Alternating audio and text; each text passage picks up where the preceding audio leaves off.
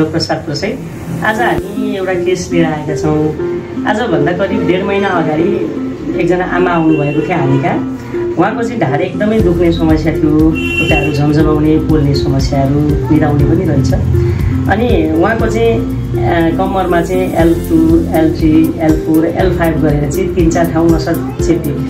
त्यो पनि मोडिरेट disk bulge थियो र माइलोपेथिक चेन्जेस पनि सुरु भइसकेको थियो, जसले गर्दाखेरि चाहिँ डाक्टर साहबहरूले चाहिँ उहाँलाई अपरेसनका लागि रिकमेन्ड गर्नुभएको। र आमाको उमेर कमसेकम 60-65 वर्षको भएको कारणले चाहिँ उहाँको परिवारले पनि होइन अहिले अपरेसन नगरौँ, कमसेकम उपचार अन्य वैकल्पिक चिकित्सा गरेर हेरौँ भन्ने प्रयत्न गर्नुभयो। र हामी कहाँ आउनुभएको थियो। हामीले पनि केही 15 दिनको समय मागेर चाहिँ उहाँलाई थेरापीमा राख्यौँ। र आज हामीले उहाँलाई लगभग 3 हप्ता जति थेरापी गरेर हप्तामा एकचोटि गरेर करिब 5 पटक जति थेरापी गरिसके पछाडि आमालाई सोद्धाखेरि चाहिँ हामीलाई निकै राम्रो सुधार भएको र आमा पनि एकदमै खुसी हुनुहुन्छ होइन। आमा तपाईलाई कस्तो छ?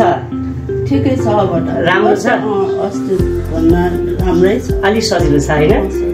ल अनि के अरे एक्सर्साइजहरू गरिसिन्छ कि गर्नुहुन्न? घरमा गर्नुहुन्छ। तपाईँलाई पहिले भन्दा कति ठिक छ? 100मा कति % ठिक छ? ठिक त ठिकै, आधा ठिक छ, आधा ठिक छ है। उहाँको कहिलेकाहीँ दुख्छ होइन।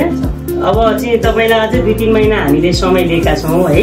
तपाईँको अपरेसन चाहिँ गर्नु पर्दैन अब, यति चाहिँ पक्का हो है। आमाले अझै 2-3 महिना समय दिनुभयो भने यो केस ठिक हुन्छ।